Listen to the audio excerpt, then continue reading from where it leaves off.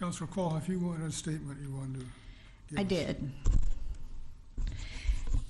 I'd like to take a few minutes and speak as just coming from myself. I want to say at the beginning that this is definitely my personal view, and that view is, and we'll talk a little further, but that view is that separating a child from the family is traumatizing to him or her. Not that it matters, but for about the first 21 years of my legal career, I did a lot of juvenile rights and termination of parental rights. And as part of that, I was changed as the underlying development of children was pounded into me day in and day out.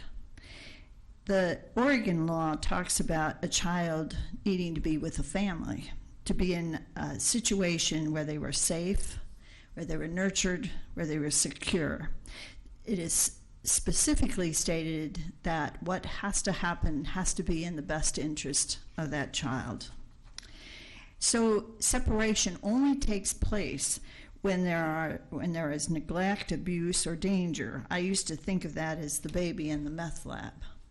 So we have those extreme cases where all of us know that that has to occur.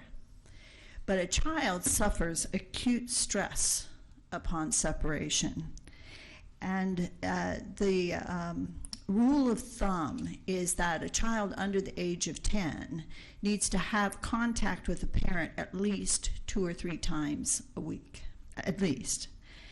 And the single most important thing about all of that is that time is the most important factors, because our time, as we understand it as adults, is not the same as time as a child experiences it.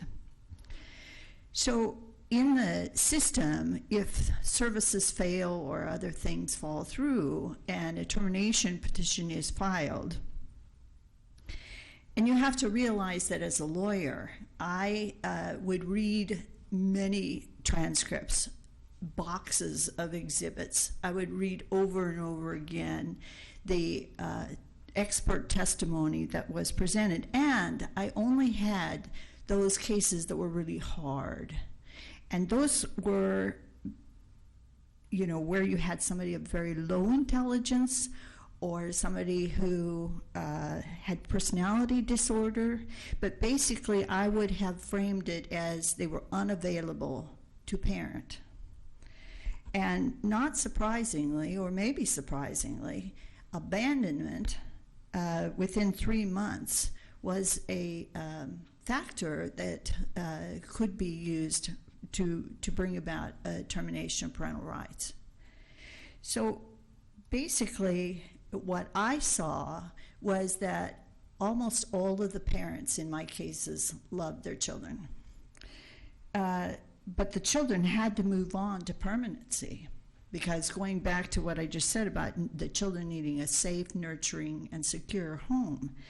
And it is true that over time, bonds broke with this separation and lack of contact. So with that in mind, about 19 years ago, I was told that I was going to be a grandmother, and I was invited to go to the ultrasound. And at that point, Franny would have been about 6 weeks along. And I remember that she kind of reminded me a little bit of a fabric with a wonderful drape, and I was in love. When she was born, it wasn't but a few days later that she had seizures. And it was at that moment that I realized that life was a gift and that we did not get a chance to demand it. So, of course, the lawyer grandma terrorized the parents and was around this child and the others that came around this child all the time. And I remembered everything that I had learned as a lawyer. So meanwhile, when Franny was about 3 years old, and mind you, with her disability, which came about because of these seizures, she has cerebral palsy. She has a little bit, and had it very much so at that time, a little communication, a lag in her communication. But her grandparents the other grandparents from Mississippi were coming, and they were coming for a full month. And the deal was that I was to back away and let those grandparents have, Franny for the month. So I said to her before I needed to go, I'm not going to get to see you for a month. And it isn't because I don't love you anymore. Well, she had the most horrified look on her face.